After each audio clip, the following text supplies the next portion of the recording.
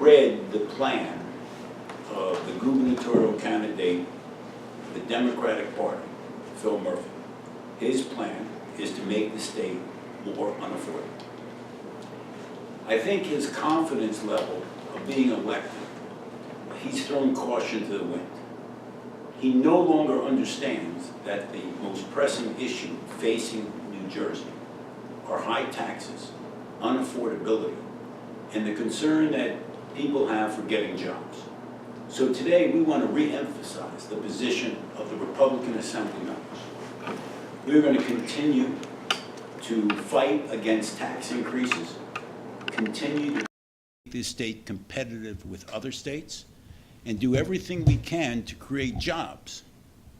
My concern is that sometimes national issues or other issues overshadow Phil Murphy's plan to raise your taxes. So today, we want to make it clear. Phil Murphy and his Democratic colleagues in the Assembly and the Senate are going to make it more expensive to live in this state. Let me say it again. They have told you they're going to make it more expensive to live in this state. That means more people will plan to leave, plan to retire outside of the state, and we will create a more expensive state at the cost of the taxpayers. Let's not forget, 17 vetoes by this governor, upheld by the Republicans of both the Assembly and Senate, to stop more income taxes, almost 5 vetoes. To limit an extended tax on businesses, vetoed, upheld by the Republicans. Taxes and fees, 17 vetoes. Let's not forget that the backstop against higher taxes, higher fees, were the Republicans in this state. I have never been one to be a leader on partisan politics, but this is one area that you can see the difference between Republicans and Democrats. Republicans are going to stand with the taxpayers.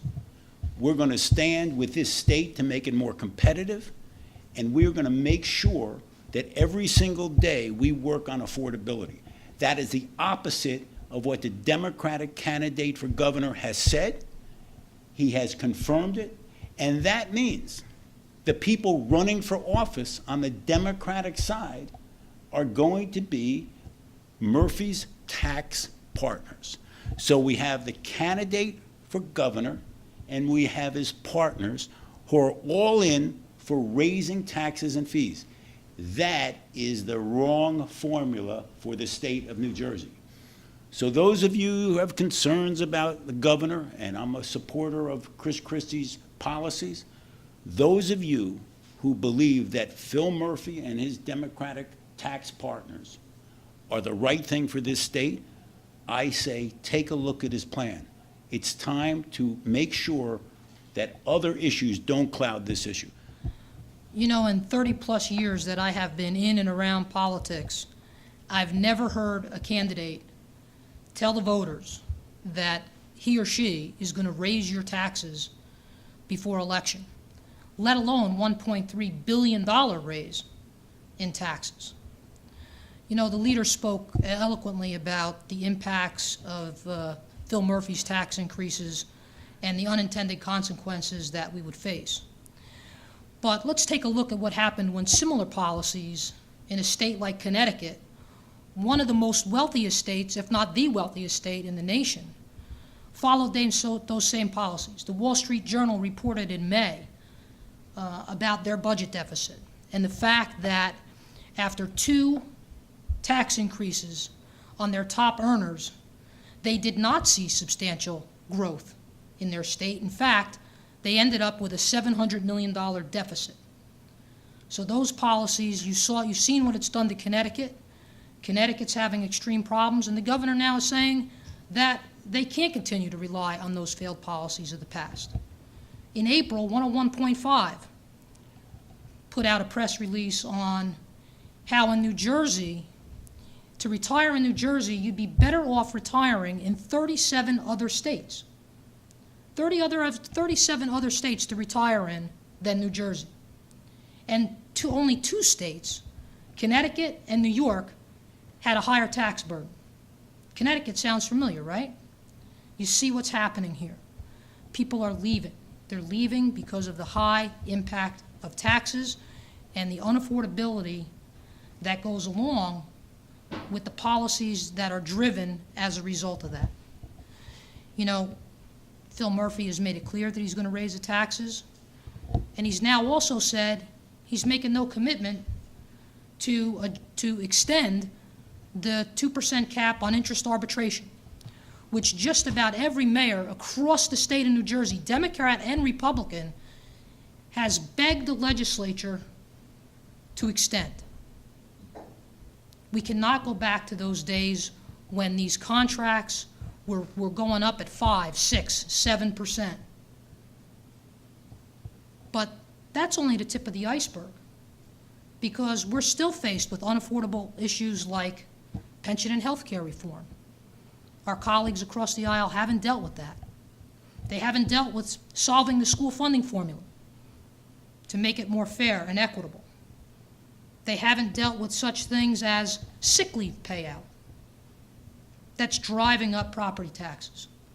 They refuse to put forth a clear plan on how to address affordable housing, which is costing our municipalities millions and millions of dollars every day, chasing court decisions. And it only creates a more and more unaffordable environment here in New Jersey. You know, we all saw the figures how we lose people at retirement age to other states. But now, recently, we see the fact that we're losing millennials. Our young folks can't afford to stay here anymore. And that's troubling. All of us with children in their 20s, I see it, it's myself at home. You know, our children are struggling to try to make ends meet after attaining degrees, some even advanced degrees. They can't afford to pay the taxes, and they can't afford to pay the other burdens that are placed on our young folks here in New Jersey. And the fact is, as the leader said, the contrast couldn't be clearer between the Democratic policies and the Republican policies. You know, on the Democrat side, you've heard about Phil Murphy's pledge to increase taxes.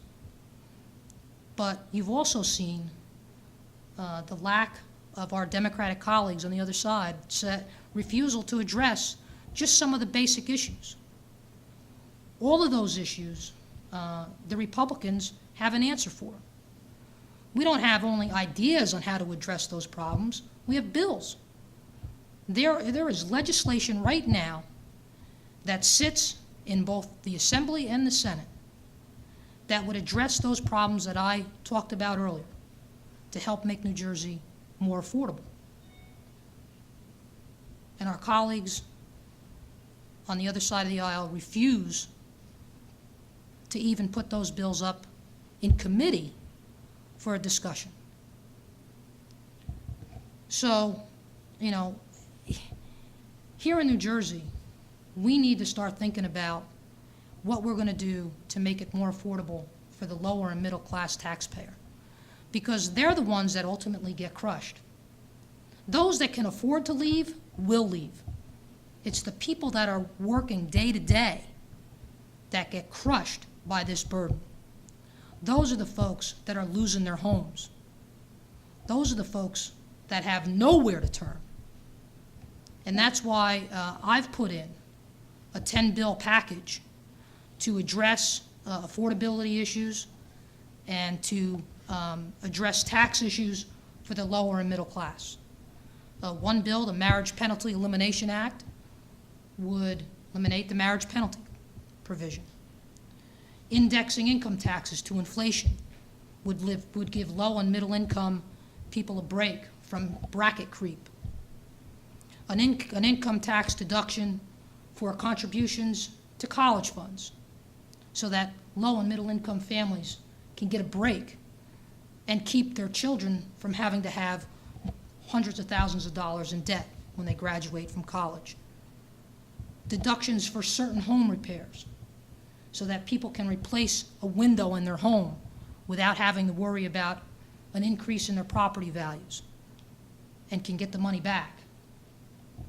Codify the Red Tape Review Commission, which has done a fabulous job here in New Jersey. And also give the state controller the ability to audit the state budget. It's been done in other states, and millions of dollars of waste have been found. These are just easy things that we could do if we had the cooperation of our colleagues on the other side of the aisle. But the fact of the matter is we don't. And the fact of the matter is they're not interested in looking at these things. They're interested in raising revenue by increasing taxes, and that's, in the end result, going to have a devastating effect in New Jersey.